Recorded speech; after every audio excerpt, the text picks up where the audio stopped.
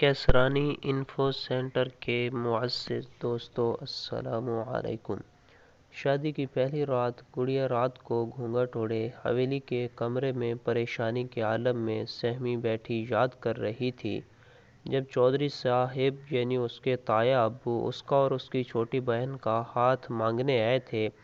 رشتوں کے سوال پر اس کے ابو بولے تھے، نہیں بھائی، تو بہت امیر ہے اور میں بہت غریب ہوں، اپنی بیٹیوں کا رشتہ تیرے دونوں بیٹوں سے کیسے کر سکتا ہوں، جبکہ میرے پاس عزت کے سوا کچھ نہیں، کبھی روکھی سوکھی مل گئی تو کھا لی، ورنہ ہم رات کو صبر شکر کر کے سو جاتے ہیں۔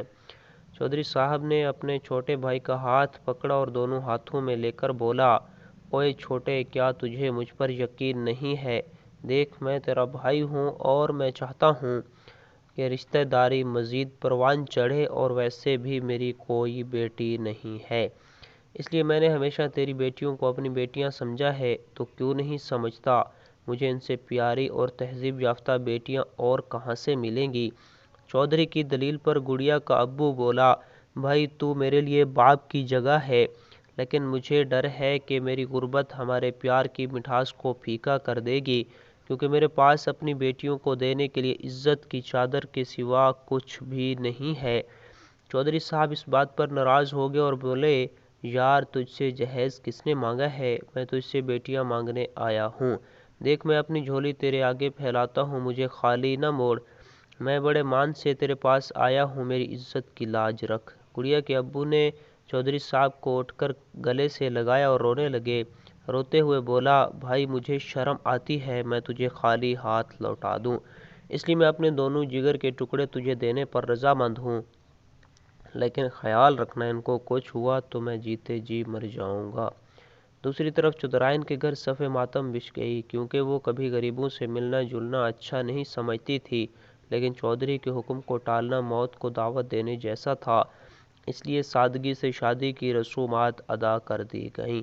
چودھرائن ہمیشہ اپنی بیٹوں کے کان بھرتی کہ ان کمی کمینوں سے تمہاری شادی کر کے چودھری صاحب نے اچھا نہیں کیا، پورے گاؤں میں ہماری ناک کٹ گئی، اور عورتیں تو باتیں بناتی ہیں کہ چودھری صاحب کو کسی نے رشتہ نہیں دیا، اس لیے غریب گھر میں اپنی بیٹوں کی شادی کی۔ اب شادی کے بعد گڑیا اور اس کی بہن پر ہمیشہ ظلم کے پہاڑ توڑے جاتے۔ جب چودھری صاحب گھر نہ ہوتے تو تمام ملازموں کو چھٹی دے دی جاتی اور سارا کام ان دونوں بہنوں سے کروایا جاتا تاکہ یہ خود ہی یہاں سے بھاگ جائیں۔ شادی کے چند ہی مہینوں بعد گڑیا امید سے ہو گئی، دیکھتے ہی دیکھتے ساس کا ظلم بڑھتا رہا اور بچے کی پیدائش کا وقت آ گیا۔ گڑیا رات کو بہت زیادہ تکلیف میں تھی اور چلا رہی تھی، ماں مجھے اسپتال لے چلو، یہ درد مجھے مار ڈالے گا، مجھ سے یہ تکلیف برداشت نہیں ہوتی۔ چودھرائن رعبدار آواز میں بولی، خبردار، مجھے ماں بولا، زبان کھینچ لوں گی، حلق سے کلموہی کہیں گی۔ پھر ایک دم سے چودھرائن کے ذہن میں ایک خیال آیا، اس نے اپنے بڑے بیٹے کو بلایا اور بولی، اس کی چارپائی اٹھا کر جانوروں کے چارے والے کمرے میں ڈال دو اور باہر سے دروازہ بند کر دو، صبح تک خود ہی مر جائے گی، کیونکہ اس کا یہ پہلا بچہ پیدا ہونے کو ہے، اگر کوئی اس کی مدد نہیں کرے گا تو یہ زیادہ دیر تکلیف برداشت نہیں کر پائے گی، خود ہی مر جائے گی اور ہماری جان بھی چھوٹ جائے گی۔ چودھرائن کے حکم پر چودھری کے بڑے بیٹے نے اپنی بیوی کی چارپائی اٹھا کر چارے والے کمرے میں بچھا دی اور باہر سے تالا لگا دیا۔ جون کی گرم ترین رات میں چارے سے نکلنے والی گرمی کی وجہ سے کمرے میں بہت زیادہ حبس تھا۔ گڑیا کو اپنا سانس رکتا ہوا معلوم ہوا۔ گڑیا پہلے پہل چیخی چلائی، میرا دم گھٹ رہا ہے، خدارا مجھے یہاں سے باہر نکالو، میں مر جاؤں گی، لیکن کسی نے نہ سنی۔ سب اپنے اپنے کمرے میں جا کر سو گئے کہ اب صبح تک یہ مر جائے گی۔ گڑیا کو معلوم ہوا کہ اب خدا کے سوا اس کا کوئی آسرا نہیں۔ گڑیا نے اپنے سر سے چادر اتاری اور دونوں ہاتھوں سے پھیلا کر تکلیف کی حالت میں اللہ کو پکارنے لگی، اے اللہ میرے مالک، مجھ پر رحم فرما، اے میرے پاک پروردگار، میرے حال پر رحم فرما، مجھے تیرے سوا کوئی دوسرا نہیں سن سکتا، مجھ پر رحم فرما۔ آہستہ آہستہ گڑیا کی آواز دھیمی ہوتی چلی گئی۔ تہجد کے وقت بالکل خاموشی چھا گئی۔ تب جا کر نوکرانی نے چودھرائن کو بتایا کہ اب کمرے سے کوئی آواز نہیں آ رہی۔ چودھرائن خوشی سے بولی، اس کا مطلب وہ سچ میں مر گئی۔ چلو اب تم بھی آرام سے سو جاؤ، صبح کو دروازہ کھولیں گے تاکہ کسی کو شک نہ ہو۔ صبح کو چودرائن اپنے بیٹے کو ساتھ لے کر چارے والے کمرے میں گئی تاکہ گڑیا کی تلاش کی باہر نکال سکیں۔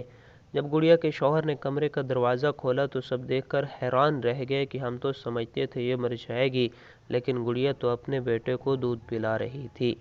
چودرائن یہ دیکھ کر آگ بگولا ہو گئی اور گڑیا کو بالوں سے کھینچ کر پکڑ کر بولی، اے کل موہی، بتا کس نے تیری مدد کی؟ کمرے کی چابی تو میرے پاس تھی، پھر یہ بچہ کیسے پیدا ہوا؟ بتا اس کے پیٹ کا ناڑوا کس نے کاٹا؟ بتاتی کیوں نہیں؟ اس کو صاف کس نے کیا؟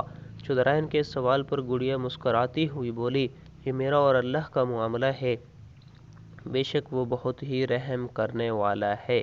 گڑیا کے جواب پر گڑیا کا شوہر ایک دم سے آگے بڑھا اور چودرائن کو گڑیا سے دھکا دیتے ہوئے بولا، ماں خبردار، اب گڑیا کو ہاتھ لگایا تو کیا تجھے اب بھی سمجھ نہیں آتی کہ یہ معجزہ ہے؟ اب تو اللہ سے ڈر اور معافی مانگ۔ یہ کہتے اس نے گڑیا کے سامنے ہاتھ جوڑ لیے اور کہتا، اللہ کے واسطے مجھے معاف کر دے، میں ماں کی باتوں میں آ کر بہک گیا تھا۔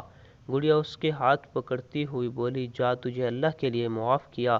کہتے ہیں اب بھی سارے گاؤں میں مشہور ہے کہ گڑیا نے فرشتے دیکھے ہیں۔